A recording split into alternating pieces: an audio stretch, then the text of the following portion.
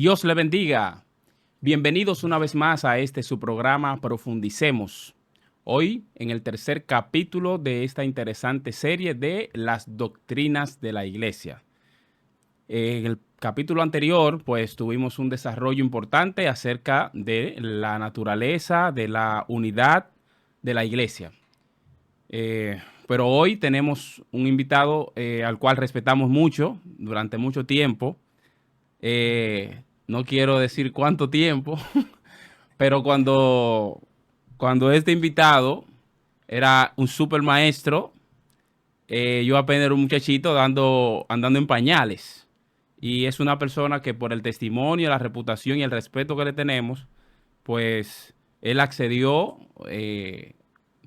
con toda humildad y sencillez a participar con nosotros en esta serie y este tema en particular.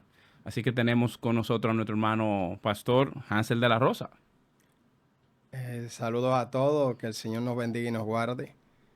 El pastor comunitario, ministro Hansel de la Rosa. Estamos trabajando en la comunidad de Nuevo Amanecer. Quiero agradecer a Jonathan Valdés y a todo el equipo de trabajo que llevan a cabo este contenido tan importante que edifica a tanto pueblo y que ayuda a muchos que están indecisos a tomar decisiones en pro de mejorar su calidad de vida espiritual y, por qué no decir también, su calidad de vida humana. Es un gran honor, es una gran honra.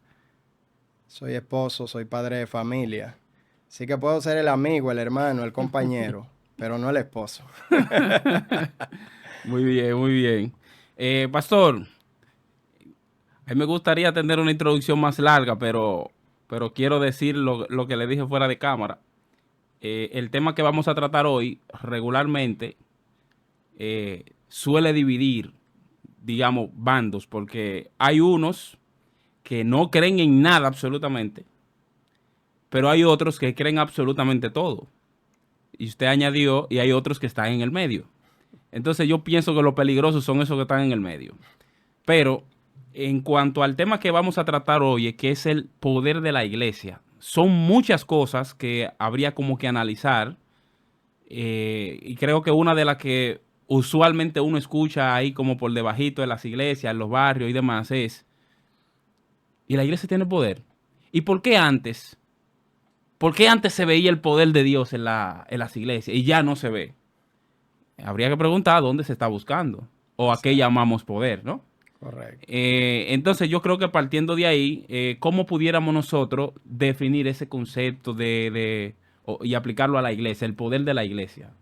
Sí, correcto. Un tema muy interesante y que yo creo que es muy importante analizarlo con un nivel de conciencia. O sea, la pregunta básica es, ¿tiene la iglesia poder? ¿Y qué poder tiene la iglesia? Exacto. Porque a veces hay una confusión de prioridades.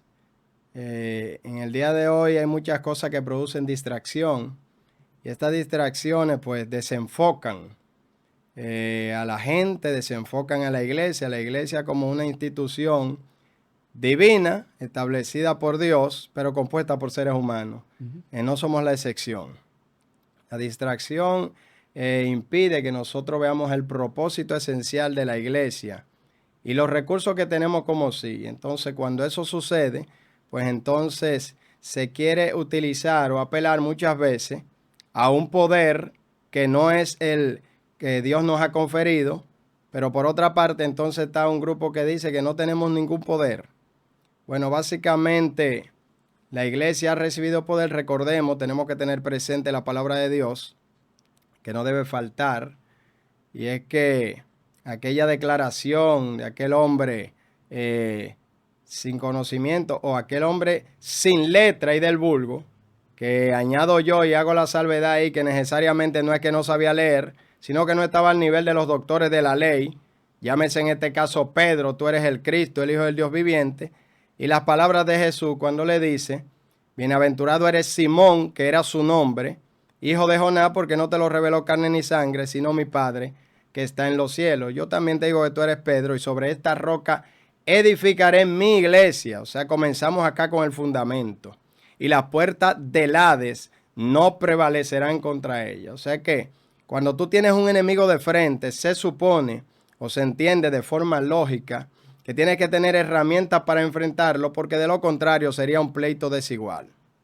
Lamentablemente, muchas veces escuchamos personas que afirman, y vamos a respetar eso, aunque no tiene un asidero bíblico, no tiene un fundamento bíblico, son cosas que a veces se dicen bajo emoción. Hay quienes afirman que Dios los ha llamado a enfrentar al diablo, que Dios los ha llamado a enfrentar el reino de las tinieblas, y son cosas que a uno le despiertan cierta curiosidad, porque en ninguna parte de la palabra de Dios tú encuentras eso, con la salvedad y haciendo el aclarando de que sí la iglesia tiene poder, pero que debemos entender a la luz de la palabra qué poder es ese y para qué es ese poder. Exacto. O sea, hay una variante de poder, varios significados, porque una cosa es poder como capacidad que tú tienes para hacer algo, y eso sería prácticamente inaplicable en la iglesia, tomando en consideración un pasaje bíblico mal interpretado muchas veces, que a lo vil y menospreciado llamó Dios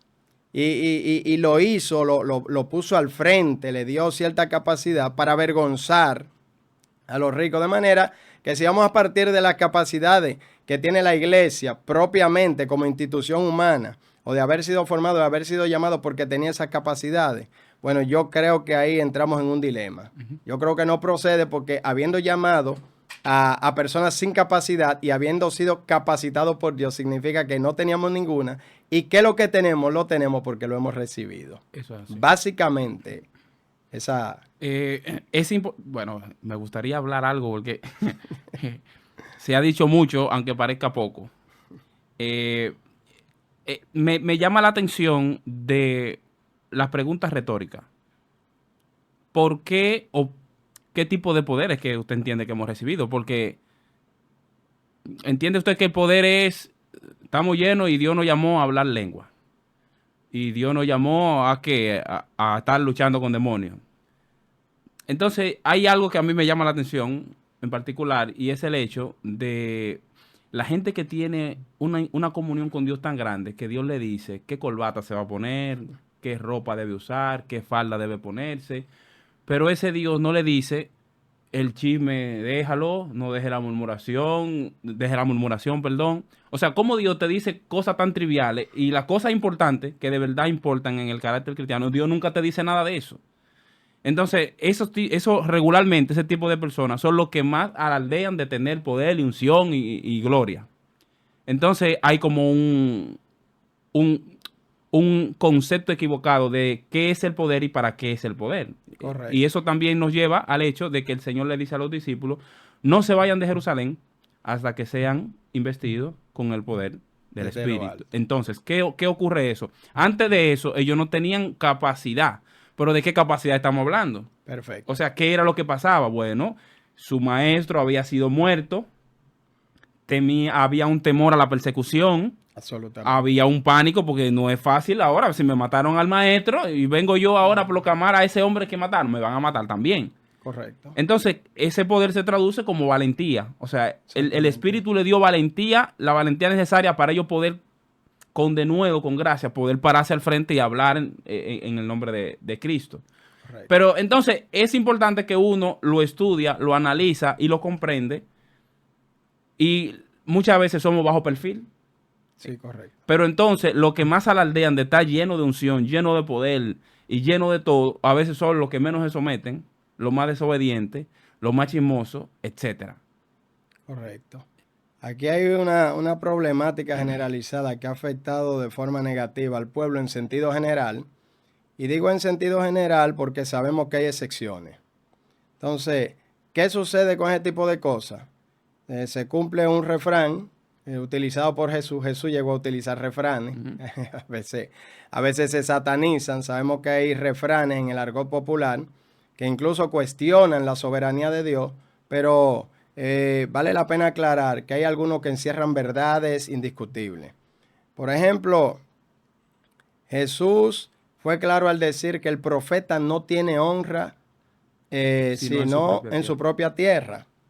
Pero hay algo. O sea, hay un poder propiamente dicho que la iglesia ha recibido. Lo primero es que tenemos que ver quién estableció la iglesia. O sea, ¿qué es la iglesia? O sea, hay términos, yo escucho, yo todo lo oigo, ahora escucho lo que me interesa. Y entre tantas cosas que uno oye cosas como esa. Dios me dijo que me quite la corbata, Dios me dijo que me ponga el pantalón negro, Dios me dijo que me quite la chaqueta. En una oportunidad, Dios me da la oportunidad de llevar la palabra en una vigilia y hacía mucho calor, tanto posiblemente como hacía ahora. Y yo me quito la corbata porque me es más cómodo predicar sin la corbata por el tema del calor. Y había mucho poder y había una actividad bien hermosa. Y yo le pregunto a la congregación a través del altoparlante y le digo, ¿usted sabe lo que significa el hecho de que yo me haya quitado la corbata? Y algunos se quedan sorprendidos así. Yo le digo, nada, que me quite la corbata. Sencillamente. No hay nada de sobrenatural en eso. O sea, el que Dios te haya dicho a ti o el que tú hayas entendido que tal vez ese tipo de ropa no cuadraba contigo para dicha actividad que tú ibas. O eso no representa nada, no produce ningún cambio. Uno escucha barrabasadas, idioteces, y disculpe que por este medio tenga que utilizar esas expresiones. Tales como, por ejemplo, Jesús no predicaba con micrófono. Y yo digo y me sumo a eso y digo, tan bíblico como la salvación. Varón, no había micrófono. ¿Cómo iba a predicar con micrófono si no había? O sea, hay una la gente muchas veces está desactualizado y debe actualizarse y la iglesia no es la excepción. Entonces, entre una y otra cosa, nosotros hallamos pasajes bíblicos que a veces se toman como referentes. Por ejemplo, la palabra de Dios enseña que por el corto tiempo en que Jesús desarrolló su ministerio terrenal en la tierra, aclarando que Él no vino propiamente así como digamos a predicar, sino que vino a cumplir la función de redención por la humanidad, dar su vida por el pecador y claro, preparó un grupo de 12 que no eran las mejores personas. Entre ellos habían gente que querían estar a la derecha, entre ellos habían gente como Pedro que le arrancaban la cabeza a cualquiera y que el único que podía darle boche era Jesús de Nazaret. Porque al único que Pedro le escuchaba boche y reprimenda era Jesús de Nazaret. Entonces Pedro era un hombre que estaba dispuesto a jalarle espada en el momento en que fuera necesario. Y cuando dijo, yo no voy a negar al maestro, lo dijo de corazón. Yo lo digo así, a pesar de que lo negó.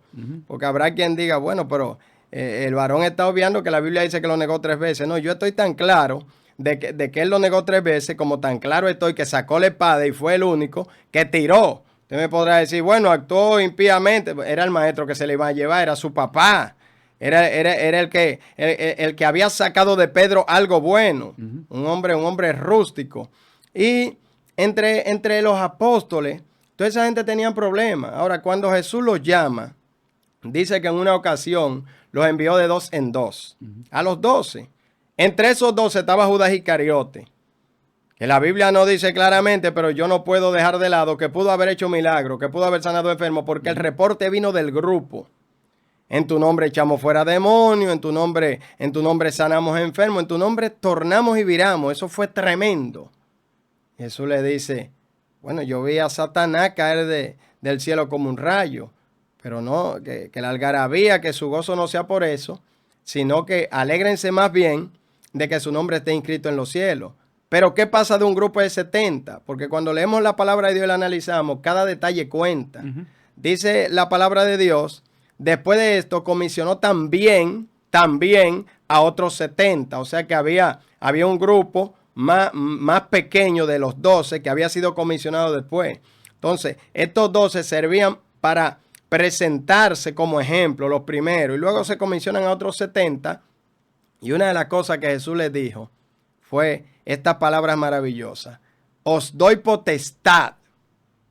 La palabra potestad es poder, exousia, porque hay una palabra para poder que tiene que ver con dinami o dunami, que se traduce como dinamita, que tiene que ver con cambio, que tiene que ver con milagro, que tiene que ver con una capacidad sobrenatural que viene del cielo, pero que se lleva a cabo en la predicación, aquella que se refiere en Romanos capítulo 1, versículo 16, cuando el apóstol Pablo emplea las palabras siguientes, porque no me avergüenzo del evangelio, porque es poder de Dios para salvación a todo aquel que cree, al judío primeramente y también al griego. Entonces, resumen el versículo 17, que esa justicia que se menciona ahí tiene que ver con la justicia que justifica, que luego se presenta en Romanos 5.1, donde dice, justificados pues por la fe, tenemos paz para con Dios por medio de nuestro Señor Jesucristo.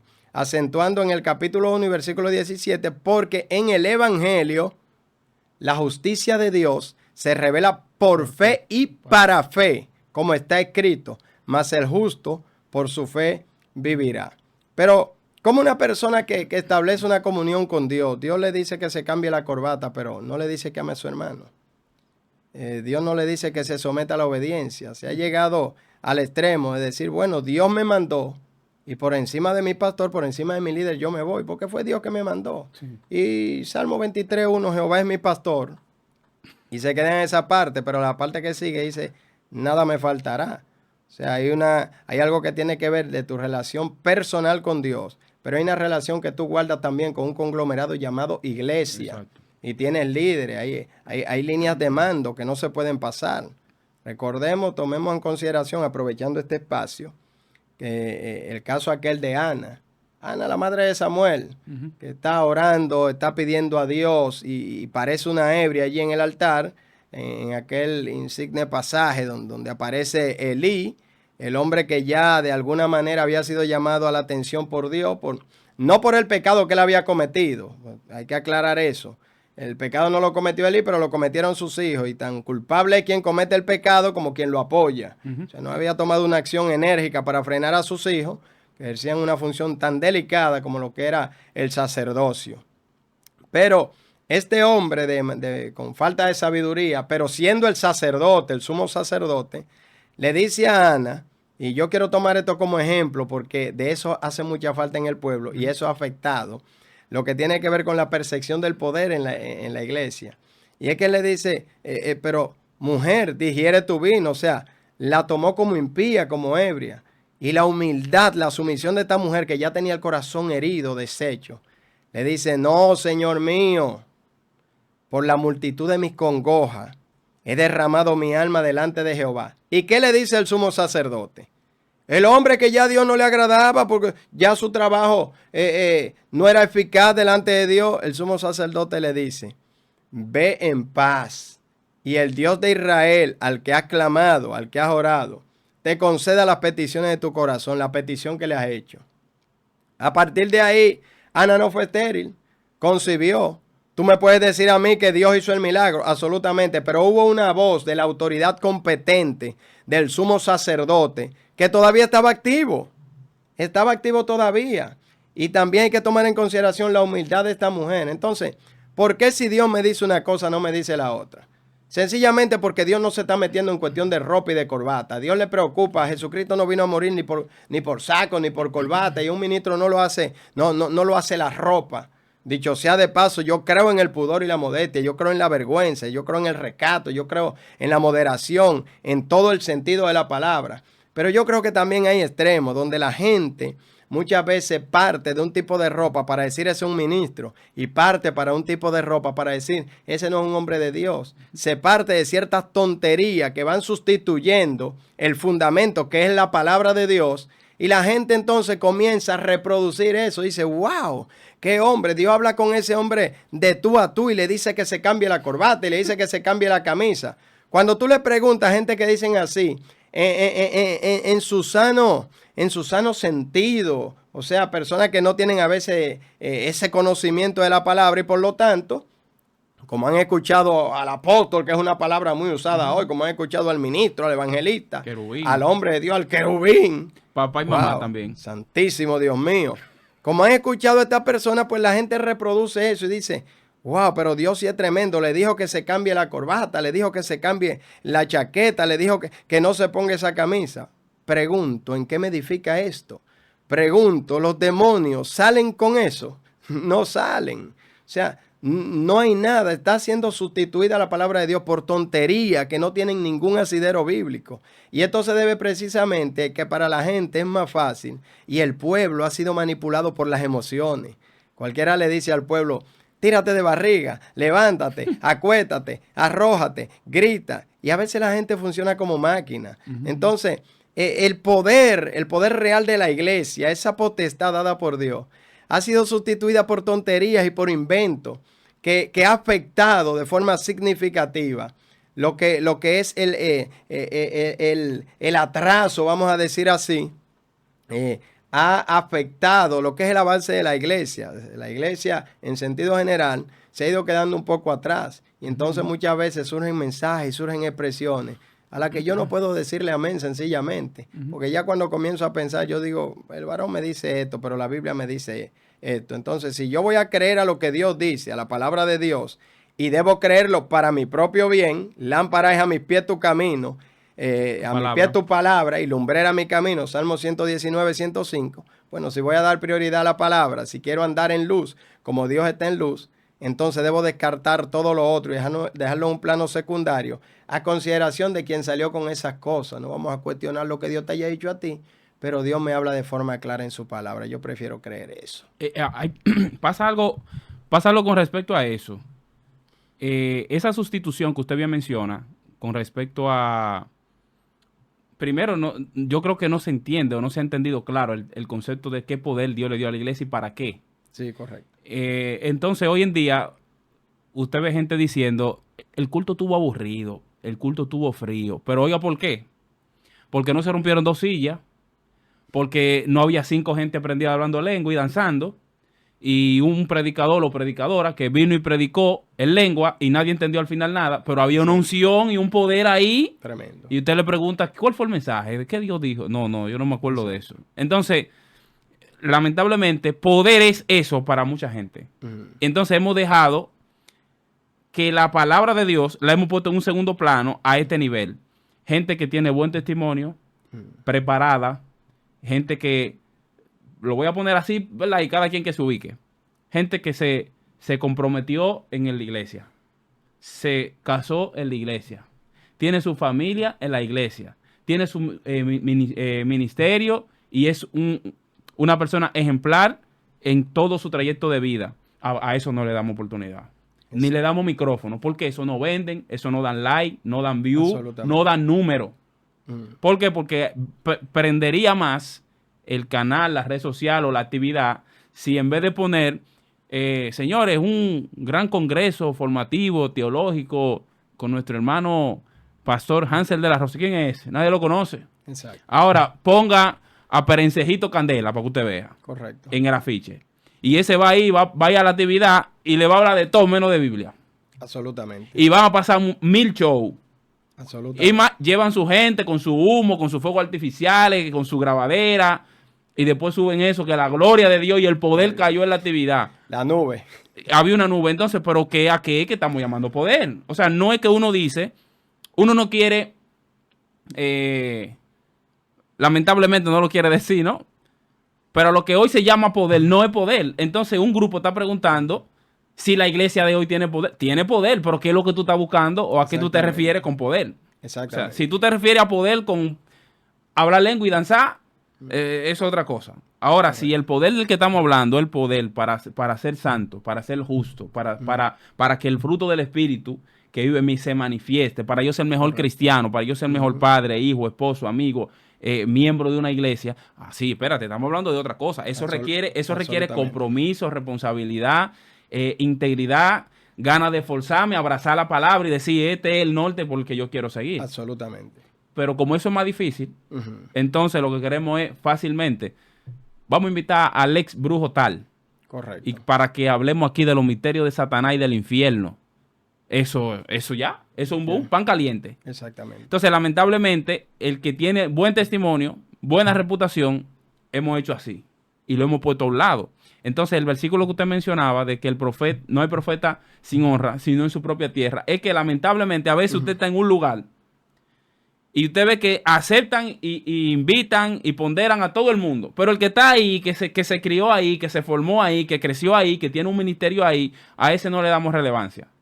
Y después nos preguntamos que el poder de Dios, ¿dónde está? Hermano, está ahí. Lo que pasa es que a la gente de Dios tú no lo quieres poner al frente. Absolutamente. Entonces es triste que tengamos que decir ese tipo de cosas. ¿Usted cree que la iglesia en sí ha cambiado? Yo creo que hemos cambiado. Y hemos cambiado, y digo hemos porque me considero parte del pueblo. Hemos cambiado para mal. Y hemos dejado en la gente una una percepción negativa. O sea, se le vende en sueño a la gente. Muchas veces se le vende un evangelio que creo que no es el que la Biblia dice. Creo en el evangelio de la cruz, en el evangelio de la negación. El que crea en el evangelio de la negación o el evangelio de la cruz, como yo digo, y cuando hablo del evangelio de la cruz, hablo de esto que Jesús citó. Si alguno quiere venir en pos de mí, niéguese a sí mismo. Fíjate que lo primero es querer. Dentro de ese querer hay 3 condiciones. Niéguese a sí mismo. Lo más difícil para un ser humano es negarse a sí mismo. La iglesia, para ser iglesia, lo primero que hace es negarse a sí mismo. O sea, cuando tú te niegas a sí mismo, tú comienzas a caminar en la dirección correcta. Ahora, tome su cruz. Lamentablemente a veces, porque están los extremos, debemos decir que muchas veces hay predicaciones que le dan la cruz a la gente para llevarlo, sin negarse a sí mismo. O sea, ven, tú tienes, o sea, puntualicé, ¿verdad? Anteriormente que creo en la modestia, pero a veces se vende un evangelio más de ropa. Tienes que vestirte así, tú no te puedes hacer esto. O sea, le estamos entregando la cruz a la gente sin negarse a sí mismo. El adulterio está en el corazón. El odio está en el corazón. Y vemos santos aparentemente, subraye el término aparentemente, que son personas que fácilmente entran en un conflicto, ya sea legal, ya sea físico, con cualquiera. Son personas que no tienen actitud de servicio. Entonces, son personas que no son humildes, son personas que son malos vecinos, son personas que salen, si se quiere, ay, Dios mío, a repartir el tratado. Dicho sea de paso, es un asunto que no es que está mal repartir el tratado, pero que hay que ser cuidadoso con el tema de la burundanga ahora, que hay muchas cosas que han sido copiadas por los de afuera para mal, donde mucha gente es engañada. Léeme ese número de teléfono, le ponen una sustancia ahí y la gente a veces queda en shock y le roban y le hacen muchas cosas. Entonces, por eso puntualizamos eso en el tema del tratado, pero la gente que reparte el tratado, la gente que quiere hacer el culto de oración, la gente que le dice al de afuera, Cristo te ama, pero le va a decir, Cristo te ama, al de afuera que no es su vecino porque no tiene calidad moral para decirlo. No puede predicarle al vecino porque ese mismo vecino al que le va a predicar es el vecino que lo ve como un cristiano de la secreta. Es un vecino que lo ve como un cristiano de iglesia nada más, pero que es un vecino con el que usted no habla, es un vecino con el que usted no comparte. Y es un vecino que a lo mejor, como no es de lo mío, yo paso, veo al hermano Josué que está en el grupo y yo digo, Dios te bendiga, Josué. Pero hay un grupo de personas ahí no creyentes que yo pienso, porque me han enseñado mal, que si yo digo Dios nos bendiga a todos, aunque en ninguna parte de la Biblia dice que Dios me va a condenar al infierno por hacer eso, pero habrá quien dice, no, es al hermano Josué que usted tiene que decirle Dios te bendiga. Dios mío. Y sin embargo, entonces los otros, y esas personas, esos otros que están ahí, tienen oídos para oír. Y dicen, eso es lo que yo digo. Ellos saludan a los de ellos nada más. Pero cuando estamos en el acto público, en la campaña, no decimos Dios bendiga a los amigos. ¿Y por qué en el saludo, cuando evangelizamos, cuando pasamos, tenemos que puntualizar Dios bendiga a fulano y a los otros entonces? Entonces hay un problema. Hay un fallo ahí. Hay un problema. Con el tema del poder, porque estamos hablando del cambio de la iglesia en esta parte. ¿Cómo ha cambiado la iglesia? Nosotros tenemos que ir al fundamento, volver al fundamento. El fundamento es Jesucristo. Nosotros tomamos como modelo, para hablar del cambio de la iglesia en sentido negativo, tomamos como modelo la iglesia primitiva. Y yo no quiero pasar por alto, nunca en la vida, no lo haría, como conocedor un poquito, que ha leído un chin la Biblia, que ha leído un poquito de las Sagradas Escrituras, que ha estudiado un chin el tema del comportamiento de la iglesia primitiva. Yo me voy un poquito más allá donde la gente se va. Porque antes se decían muchas cosas que realmente hoy se analizan y no tienen ningún sentido. El cristiano se identifica por la bulla. No me diga eso a mí. Porque no hay iglesia pentecostal, dicho sea de paso, que haga más bulla que donde se monta un escenario, donde muchas veces se está adorando a Satanás y se pone una discola ahí. Entonces, tú no me puedes traducir bulla como pentecostés, porque a veces lo que hay es desorden, administraciones desordenadas. Entonces yo me voy a la palabra de Dios y veo a una iglesia primitiva con 100,000 problemas que la gente trata de taparlo. Y la gente habla de la parte buena de la iglesia primitiva y está bien porque eso es bíblico. Pero háblame de las fragilidades que tenía la iglesia primitiva. Háblame de esa iglesia primitiva donde había murmuraciones. Háblame de esa iglesia primitiva donde aparece un Ananías y Zafira Y otros que tal vez querían seguirle el paso, pero al Dios mata a Ananías y Zafira, nadie se atrevía a desafinar. Porque no dice la palabra de Dios que cuando Dios dio muerte a Ananías y Zafira, cayó temor sobre todos los que estaban ahí. Entonces no se sorprenda usted, no nos sorprendamos nosotros, que hayan personas que a lo mejor si Ananías y Zafira pasaban con ese engaño, pues decía, pero los apóstoles se pueden engañar. Sí. El tema con todas las cosas en común, vaya, wow, no había necesidad. Y tenían un alma y un corazón excelente. Vendían sus propiedades, la traían a los pies de los apóstoles. Todo el mundo comía. ¡Wow! ¡Qué bien! Ok. Pero en medio de esa armonía, en medio de esa paz, donde aparentemente, y vuelvo a utilizar el término aparentemente, no habían situaciones, Pedro se pone en pie un día y dice, señores, aquí hay un problema. Todo lo que se está haciendo está bien, pero se ha descuidado el fundamento, la palabra. No es justo, dice Pedro, no es justo que nosotros desatendamos la palabra para atender a las mesas. Y aquí viene y se establece uno de los primeros ministerios, ya propiamente después del arranque de la iglesia primitiva, después de aquella manifestación extraordinaria en el capítulo 2 del libro de los Hechos, bajo esa fiesta, ¿verdad?, que celebraban los judíos Pentecostés ese día, y después un sinnúmero de manifestaciones de señales y prodigios. Pedro dice, tenemos que buscar gente que se ocupe de esto. Ahora, Jonathan, ¿cuáles eran las características de esa gente? Porque aquí viene el punto, que hoy en día cualquiera dirige. Sí. Hoy en día cualquiera predica. Hoy en día cualquiera te monta una campaña. Y ok, el que montó la campaña y predicó y se convirtieron, pero resulta que yo lo conozco personalmente y es una persona problemática, es una persona conflictiva, es una persona que realmente no exalta a Cristo con sus acciones. Entonces, se escogen los primeros 7 diáconos. Entonces, ¿qué características debían tener los primeros 7 diáconos que no fueron escogidos para poner disciplina? Cuidado. Y esto es chocante para algunos porque yo he tenido la oportunidad de compartir en congregaciones donde hay diáconos que parece que son el árbitro, que ni los pastores están a ese nivel, que a veces los pastores tú los ves sentados en su silla normal y el diácono se sube con su cara, tú no sabes quién es la autoridad porque parece que el diácono tiene más autoridad. El diácono que pellica a los niños, el diácono que se pone en la puerta y dice tú no me vas a entrar. El diácono que el nuevo creyente que está comenzando a ser trabajado, agarra y los descalifica para salvación. Este se pierde y aquel se salva. Este es un demonio y aquel es un santo. Este no entra en mi reino. El diácono que le ha puesto precio a la salvación. Si tú te quieres salvar tienes que hacer esto. Ay, Dios mío. Pero los primeros 7 diáconos, porque estamos hablando del poder de la iglesia, y para hablar del poder de la iglesia, nosotros tenemos que ir al fundamento. Dentro de esos 7 diáconos aparece uno llamado Nicanor, que yo no me he detenido a analizar con profundidad. Prócoro, Nicanor, Parmena. Pero hay uno bien conocido por nosotros llamado Esteban. Ahora, ¿para qué fueron elegidos? Elijamos estos 7 para que sirvan mesa.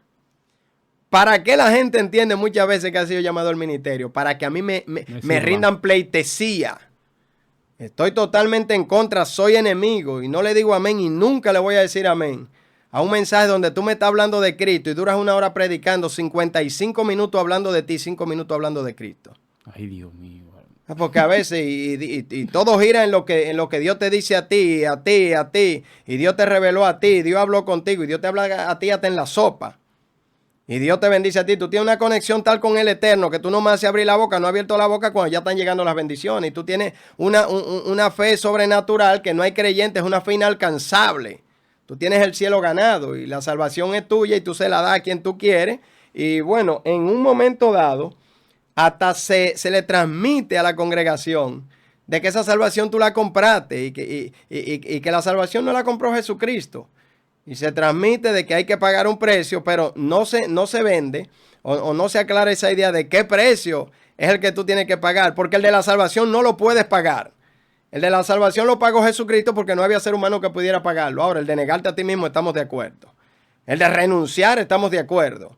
El de amar a tu prójimo estamos de acuerdo. El que tú predicaste bien y cuando bajaste del púlpito, un hermano te dice, hermano, pero usted me ofendió. Y el que tú como ministro del evangelio, que estaba predicando del amor, que estaba predicando de la humildad, le dice, hermano, perdóname, yo me equivoqué. Eso es muy bonito.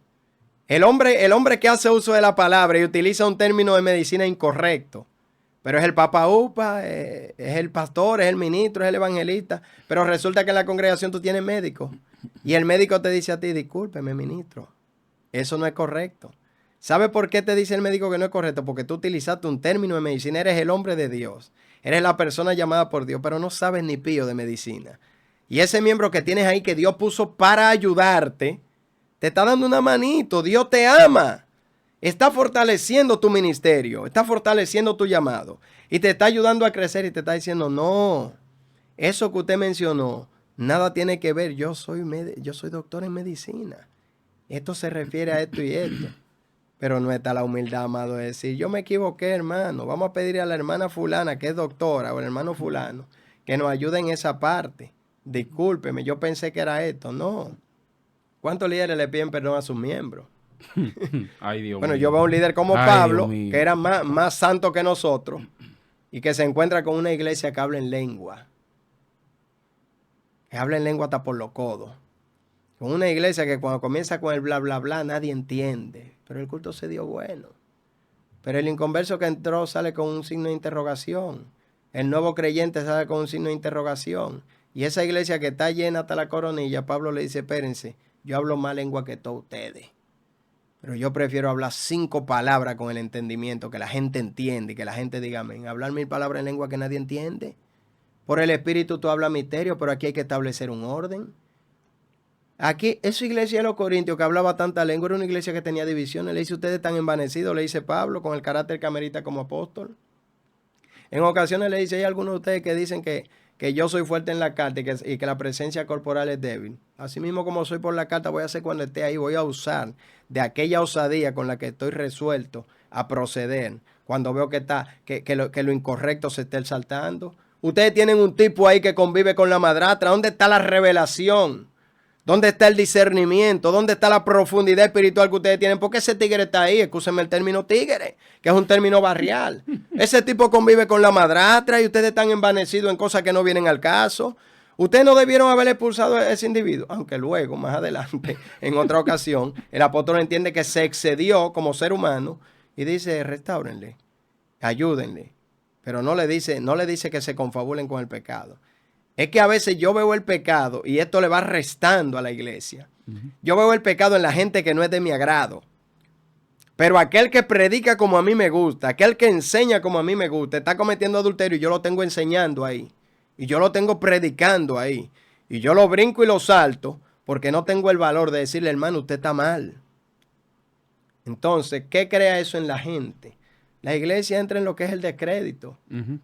Por más cosas que pasen en la iglesia, la gente no cree. Esteban, lleno de gracia y de poder, hacía grandes señales en el pueblo. Esteban, siendo apedreado, dijo, no les se ha tomado en cuenta este pecado. Esteban dijo, veo los cielos abiertos, siendo apedreado. ¿Pero por qué? Porque estaba lleno de gracia y de poder. Que hay muchas cosas hoy, hay muchos adornos, hay muchas decoraciones, hay mucho maquillaje de actividades, impacto de poder. No hay ningún poder, porque si no hay un compromiso con el que da el poder de Dios es para salvación, pero está el poder para las señales. Entonces, ¿dónde la gente pierde el sentido? ¿Dónde se desenfoca la gente? En que yo trato de hacer señales para que la gente vea que Dios me usa más a mí. Wow. Que la gente vea que a través de mí se sanan más enfermos y después yo me tomo la gloria y digo, yo sané tantos enfermos. Yo levanté iglesia, yo torné, yo viré, y sin mí el culto no se da bueno. Sin mí la iglesia no camina. Entonces, cuando eso sucede, mi amado, entonces hay un problema mayúsculo. Hemos sacado a Dios de plano. El Espíritu Santo, que es quien hace las señales a través de nosotros, porque aprendiendo del Maestro por excelencia, Jesús dijo en una ocasión, si no creen por la palabra, que crean para las señales. ¿Qué dice la palabra? Estas señales seguirán a los que creen. ¿Por qué muchas veces no se ve el poder en la iglesia? Porque lamentablemente hoy se han invertido los roles y estos que creen siguen a las señales. Por allí hay uno que está levantando paralíticos, que está sanando enfermos. Ahí van todos los creyentes. Vamos a orar por los enfermos. Lo primero que pasa son los creyentes. No le dejan un espacio al que no es creyente. O sea, el creyente está enfermo. Vamos a orar por fortaleza espiritual. Es más, a veces hasta la oración de arrepentimiento. Hay creyentes que se arrepienten unas cuantas veces por si acaso la sangre de Jesucristo no haya sido suficiente como para lavarle los pecados. Wow, bueno. Es un tema espinoso y muy amplio, pero se nos ha agotado el tiempo por hoy. Damos la gracia, hermano, por sacar el tiempo de poder compartir en esta plataforma con nosotros. Esperamos traerle nuevamente porque realmente el tiempo no dio. Es una honra demasiado grande. Bueno, Dios le bendiga. Esto fue Profundicemos.